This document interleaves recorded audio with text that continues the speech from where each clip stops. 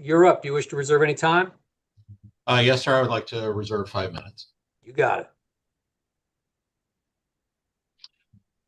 Well, may it please the court. Yes, sir. I represent the petitioners 3447 West Kennedy, which I may also refer to as the landlord, and its principal, Jillian Osteen. The key factual issues are not in dispute, and the real issue here is a legal one. Whether the trial court applied the wrong law when it applied Rule 4-1.10 instead of 4-1.9. Applying the wrong law is tantamount to departing from the essential requirements of law. There's no disagreement. Can you pause real quick since you're talking about the standard? Just, yes. You don't have to lead with this, but could you at some point briefly address whether this should be an interlocutory appeal or a certiorari proceeding? I'll let you go on, but let's talk about that at some point. Thanks. Sure. I will. And I do believe that we addressed that early on in our brief, and I can go back and address that again. But I think that we did cite some case law indicating that it should be certiorari appeal, and then we footnoted how it could also be an interlocutory appeal if the court wished to treat it that way. But I'll get to that later, if certainly if we need to. Focusing on the four key facts that would apply to Rule 4-1.9. They're all admitted by tenant in its response to the petition for writ of certiorari and in the record below. Tenant admits that in the underlying litigation, they are attacking the TBE assignments, the tenant by the entirety assignment agreements, which transferred Mr. Osteen's sole interest in the landlord company to himself and my client, Mrs. Osteen, as tenants by the entireties. That's admitted. Number two, it's admitted that those assignments were prepared by partner Cohen and associate Hendry at, rather than getting mixed up in the names of the firms, I'll just call it Old Firm, at their old firm when Ken Turkel and Mr. Severino were also attorneys at the old firm. That's admitted. Three, Turkel, Severino, and Hendry all left the old firm and they joined a newly formed firm that I'll call the new firm. That's admitted. At four, tenant is now represented by Turkel and Severino at the new firm over our objection, and they're attacking the work of their old firm performed while Turkel and Severino were attorneys at the old firm. So under rule point, under 4-1.9, okay, so a lawyer, who's the lawyer in this scenario who represented another person and who now is, you're contending, cannot represent another, opposing party on the same or substantial, which lawyer? Well, it goes through a couple of steps. Initially it was Mr. Cohen, who represented. Oh, we work backwards. Who's representing the tenant now? Representing the tenant now is Turkel and Severino. Okay, so when did they represent? Well, there's obviously the other issue about who was the prior client, but when did they represent the adverse party? Their partner, Mr. Cohen, represented the right, party. But they didn't. They didn't directly. They were. So why does Rule 4-1.9 apply if they didn't? A lawyer who has formally represented a client in a matter. Who is the lawyer who formally represented a client in a matter? It was Cohen, and then Turkel and Severino were the same lawyer, but that has to be the same lawyer who is prohibited from representing another person in the same or substantially related matter. So you're saying Cohen was the lawyer in the first clause of 4-1.9, but then now you're saying Turkel et al. Is the lawyer, is it? But that's the same, it's supposed to be the same lawyer, right? A lawyer who formally represented a client may not afterwards represent another person, but Cohen's not representing another person. You're accusing Turkel of representing another person. It is Turkel, and it is that is representing the other person, and it is because you have to read 4-1.9 in conjunction with 4-1.10, which goes on. I thought you were saying that. Maybe I'm misunderstanding your argument. You're saying that the trial court departed from the essential requirements of the law by applying for the wrong rule.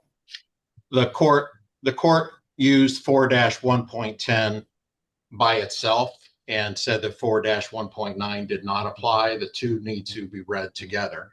So are you saying it's a violation of 4-1.10 by virtue of the prohibition in 4-1.9 that is referred to within 4-1.10? That's exactly. So then what's the prohibition? 4-1.10A imputes the disqualification to other attorneys in the firm. So the other attorneys that were. I know, but that would only work if you would answer my question differently, which is that it was Hendry who was the individual that, because you just admitted Turkle. Well, Cohen doesn't even work for the new firm. Turkle was never a lawyer who formally represented a client. So it all obviously hinges on Hendry, right? No, it doesn't. And that's the same trap that the trial court judge fell into. If you look at 4-110A, it says, while lawyers are associated in a firm, none of them may knowingly represent a client when any one of them practicing alone would be prohibited from doing so by Rule 4-1.9. So who of them would be prohibited? Cohen would have been prohibited. And so while but they don't work with Cohen anymore. So that then becomes the issue, is what they were disqualified, no doubt. Nobody disputes that they would have been disqualified while they still worked with Cohen. They were disqualified by 4-1.10A, imputed disqualification. So the issue then is, does that imputed disqualification? But it says while lawyers are associated in a firm. Right. It doesn't say that goes away when they change firms. And that issue was. But what if when they change firms, they're no longer associated in a firm? But they're still disqualified. There's nothing in the rule that says that disqualification disappears, that imputed disqualification disappears simply because they change firms. Otherwise, attorneys could avoid disqualification all the time just by leaving and forming a new firm if they wanted to avoid a disqualification. This rule does not allow that to happen. We cited that there are very few cases directly on point to this, because very few attorneys would leave a firm and then attack the work of their prior firm for various reasons, including the fact that it could open themselves up to issues if their old firm ends up getting sued over that. But it was addressed by the Southern District of Florida in the Bancor Group case that we cited in our petition. In that case, Magistrate Torres ruled that a lawyer who was a partner in his prior firm, when the work was performed by another lawyer there, was still disqualified based on imputed knowledge, even though he left the prior firm for a new firm. So that was already dealt with there. The district court judge overruled the disqualified attorney's objection to the magistrate ruling. So it was both the magistrate and the district court judge who ruled on that. I have a question, Mr. Malkovich. It's maybe flipping the coin over and focusing on the other side of the equation from what Judge Atkinson was talking to you about. This is what I'm bumping up against in your argument, just about the underlying attorney-client relationship that we're talking about here. Usually in these disqualification issues, when they come up, you've got a client who files an affidavit or testifies, and they say, that is my lawyer. That is who represented me. And now they're over on the other side, et cetera, et cetera. Here, I'm not seeing any affidavit or testimony from either 3447 West Kennedy Boulevard LLC or Ms. Osteen that says, Ms. Hendry was my former lawyer, or Mr. Turkel was my former lawyer, or anyone. So as that didn't happen here, or at least I'm not seeing it in the appendix, walk me through how this plays out in your analysis. And I think I would focus more on 4.1.10, but walk me through how that plays out. There was testimony from, and it's in a transcript from the hearing, from Mr. Cohen, saying that he represented both the landlord and Mrs. Osteen. And there was also testimony from Hendry where she admitted that she did work both for the landlord and Mr. Osteen. So the trial court then makes a factual conclusion that basically along the line of, yeah, I hear what Mr. Cohen said, and I hear what Ms. Hendry said. And based upon how the file was set up at the old firm and what they're saying, as a factual matter, I'm just not seeing it. I'm not seeing that the attorney-client relationship extended to 3447 West Kennedy Boulevard LLC, the separate LLC, or Ms. Osteen. Can we just, I mean, how do we disturb that factual finding, especially in a cert proceeding? Well, you don't, I mean, of course, we think that the court got it wrong because that flew directly in the face of Hendry's testimony, where she says, I quote from her, says, if it was on the list of the 7 corporations that we did the conversions for, then I think it's safe to say that I did do work for that company. That's in the appendix at page 271. But putting that aside, it doesn't need to be the client. Even if the court were to accept the tenant's argument that the old firm only represented Mr. Osteen and not the landlord, despite both Hendry and Cohen's testimony to the contrary, Turkel and Severino are still disqualified under the rule because they are attacking what the rule says, they are attacking the interest of their former client, Mr. Osteen, because by signing the TBE, the tenant by the entirety document, he clearly indicated his desire and interest for the landlord entity to be owned by himself and his wife, Mrs. Osteen, as tenants by the entireties. So the rule doesn't say it has to be adverse to the landlord. It says it has to be adverse to the interest of the former client. Well, then don't you bump up against a standing issue? I mean, then you basically got Ms. Osteen purporting to assert a disqualification based upon the deceased Mr. Osteen, right? And that, you know, like I said, this really it's kind of a strange one for me on disqualification cases, because, like I said, I mean, usually the client is because again, attorney-client relationship, you know this, it's established based upon the but it is the view of the client that establishes the attorney-client relationship, and not necessarily whether the attorney says yes there was or no there wasn't, because otherwise attorneys could disclaim attorney-client relationships to get them out of hot water whenever it was convenient. So it's the client's point of view that really drives that inquiry, and we don't have that here, and it troubles me. Well, what we have is somebody standing in the shoes of the client. Certainly, Mr. Osteen is no longer with us, so we have his widow, who stands in his shoes in various ways. She's the trustee of his trust. She's the administrator of his estate. The landlord has passed her by tenancy of the entireties, and at least 3 ways she's standing in his shoes. But more, but isn't that a presumption that sort of relevant to the gravamen of the dispute? I mean, we're just presuming that the former client, which you would concede at least is Mr. Osteen. We're presuming what his interests are. I mean, well, he signed the document. His interests were for the landlord to pass from himself 100% to himself and his wife as tenants by the entireties.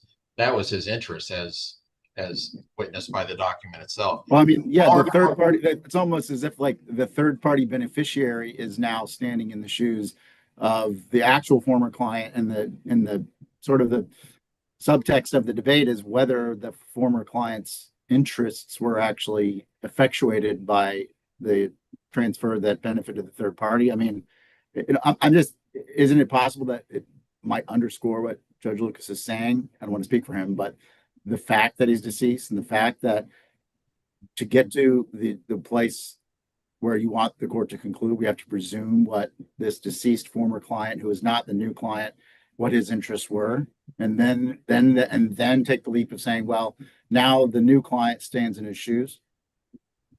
We don't have to presume that because the Florida Supreme Court said otherwise. To quote from State Farm Mutual Auto Insurance Company versus KAW, It says, under certain circumstances, someone other than the client may request disqualification. So even if my current clients were not the clients, I think that they were, but even if they weren't, under certain circumstances, someone other than the client may request disqualification.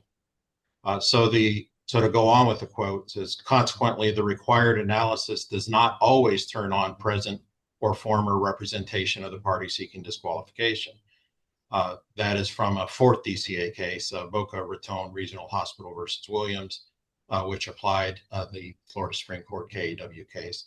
Mr. Mahovkovich, just a heads up, you're at your 5 minutes. You're free to continue if you wish. Okay. Well, I think that we've hit on the points that I need to for now. I will save the rest of my 5 minutes for rebuttal. Thank you. You got it.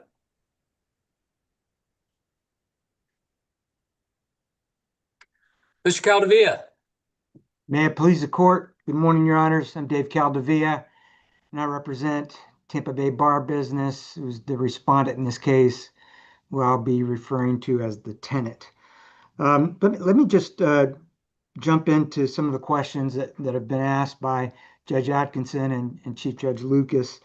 The first question you asked Judge Atkinson was about jurisdiction under the interlocutory appeal rule 9.130. And I think everyone, the parties anyway, are in agreement that there's no jurisdiction under 9.130 because that rule would allow an interlocutory appeal on a non-final order that grants or denies a motion to disqualify counsel. There's no motion to disqualify counsel in this case. As you'll recall, this was a motion actually by the tenant to substitute counsel, and the other side never filed a motion. They responded in opposition. The evidentiary hearing, the burden was placed on us as the moving party. And as I think you also know, Rule 9.130 is very strictly construed, and but there is jurisdiction under certiorari. So I think that's the most prudent course to go by here, especially since that's what's been invoked by the petitioners, and there is clearly jurisdiction there.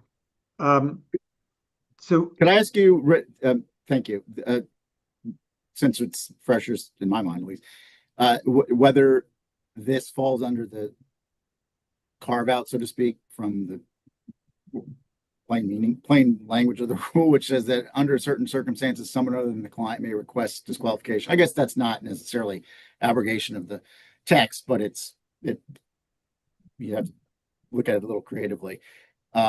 So even if it's conceded that Ms. Osteen was not the formally represented client, that she could invoke the rule. okay, so that's what that case says, but was that even argued to the trial court? I don't believe so. I believe that their position was through Mr. Cohen that that the landlord and Ms. Osteen were in fact his clients.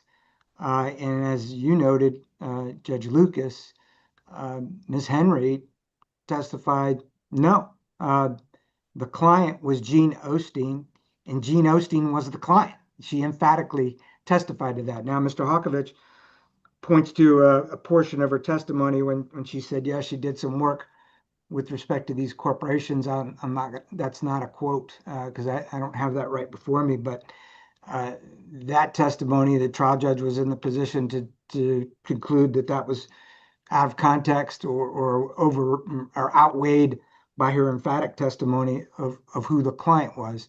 Now, you know, there are exceptions to where somebody else is allowed to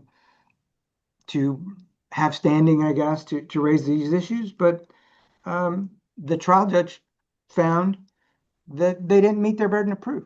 So where are we then? I mean, you know, I think it was Judge Lucas who pointed out that, you know, certiorari case is not a great forum for challenging findings of fact.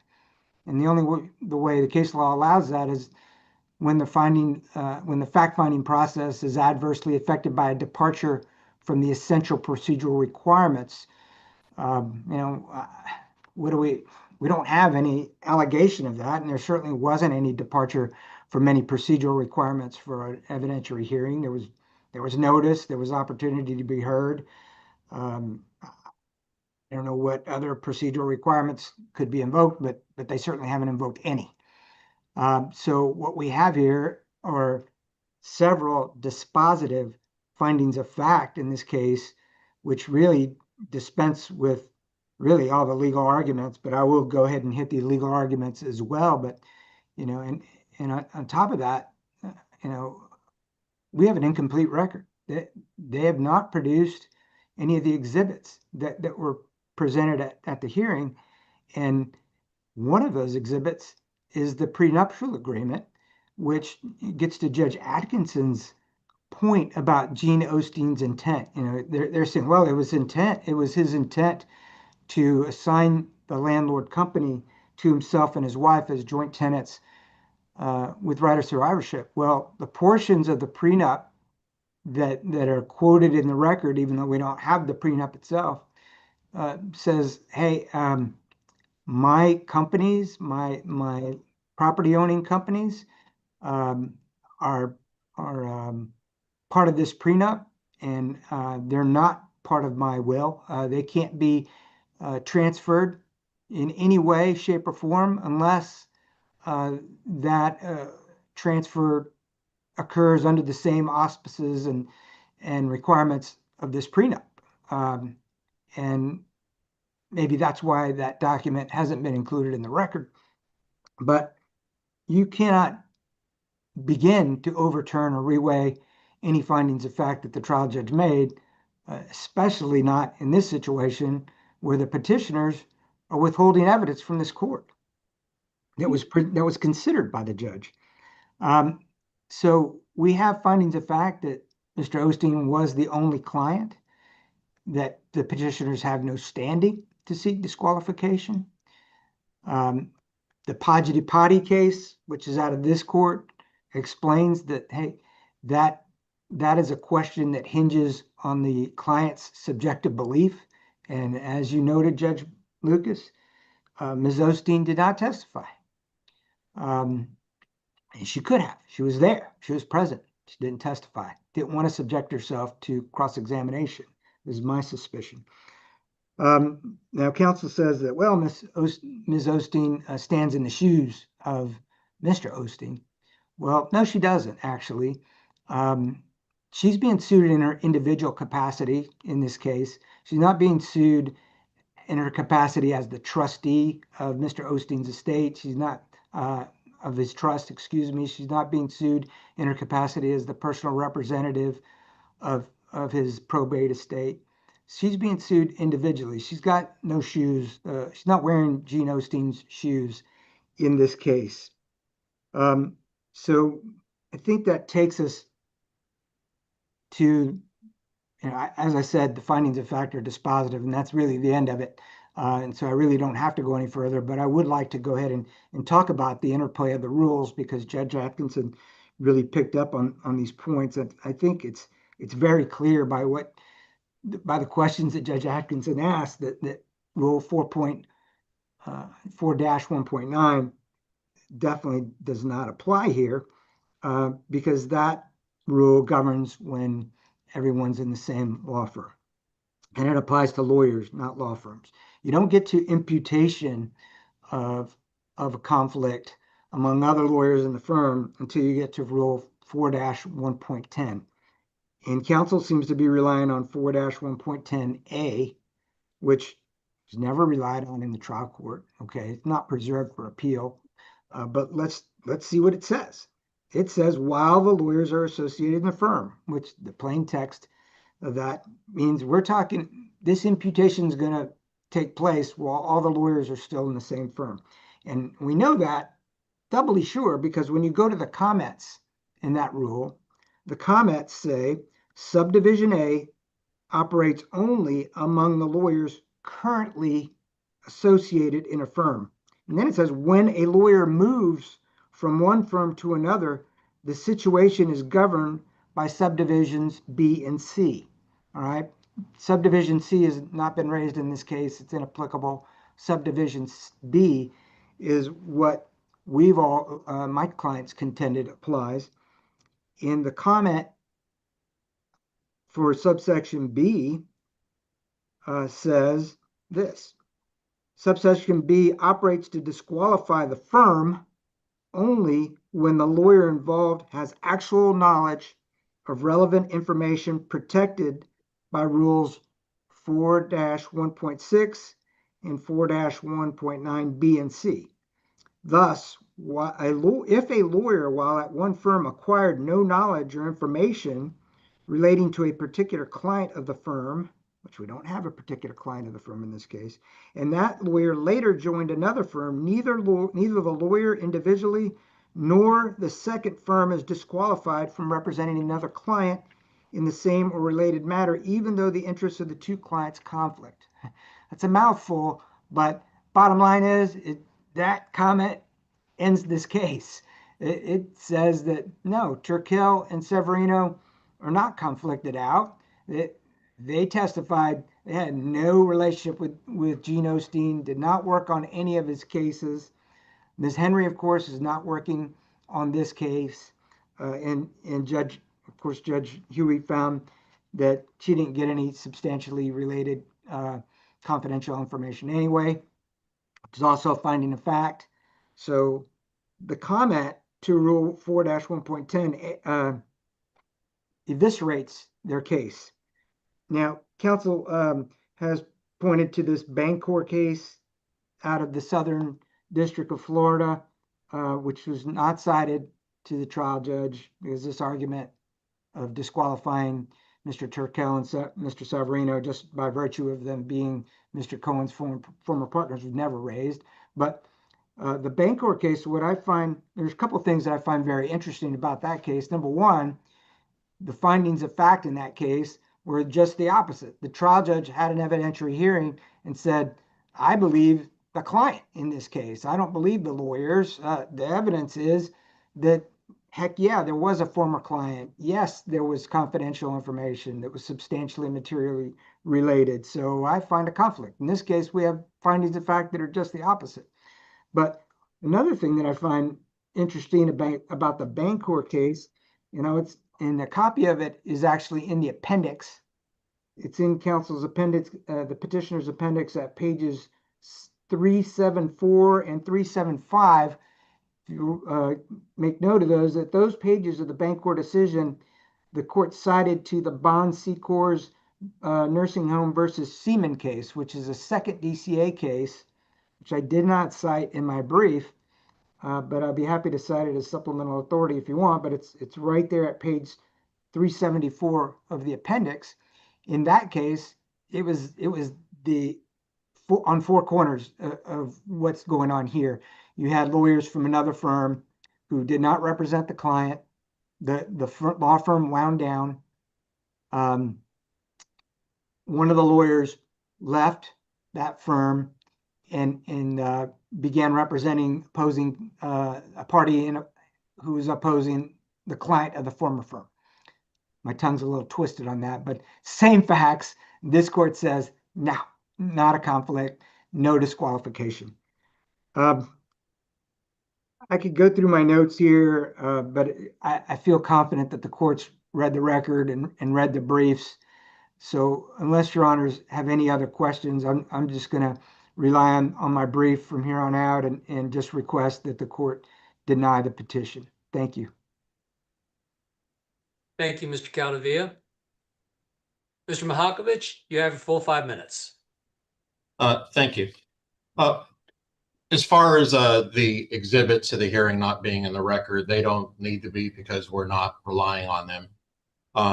Rule 4-1.9 has 3 parts, A, B, and C, separated by the word or, so only one needs to be satisfied for attorney disqualification.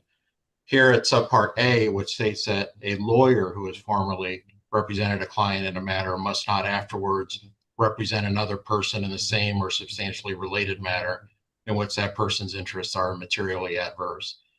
There's nothing in this rule that requires counsel to reveal the confidences of the former client to prevail on a motion to disqualify, particularly where there is an irrefutable presumption in Rule 4-1.9. The comments to Rule 4-1.9 provide further guidance as to the purpose of the presumption. I quote, says, a former client is not required to reveal the confidential information learned by the lawyer in order to establish a substantial risk that the lawyer has confidential information to use in the subsequent matter. A conclusion about the possession of such information may be based on the nature of services the lawyer provided the former client and information that would in ordinary practice be learned by a lawyer providing such services. That's in the comments to Rule 4-1.9. It would appear to defeat the confidential nature of the information if the former client were required to prove what confidential information was revealed to its former attorney and to, in fact, put that in the appellate record, especially when the only 4 facts that we are relying upon are stipulated to. We know that Mr. Cohen did the work for the landlord and Mr. Osteen when he, Turkel, and Severino were all part of the old firm. We know that Turkel and Severino were disqualified while they were at the old firm by imputation. And so it just comes down to the pure legal issue of whether or not that imputed disqualification goes away simply when they change law firms. That's the issue before this court. All right. Thank you, gentlemen. One more thing. All of this, of course, was considered by Judge Huey. I'm looking at the transcript. And he took all that into account, didn't he? Factual finding, based on the factual findings that he made. Well, there's no dispute as to the factual findings. But our problem is that he applied the wrong law when he applied 4-1.9 and not, when he confused the two between 4-1.9 and 4-1.10.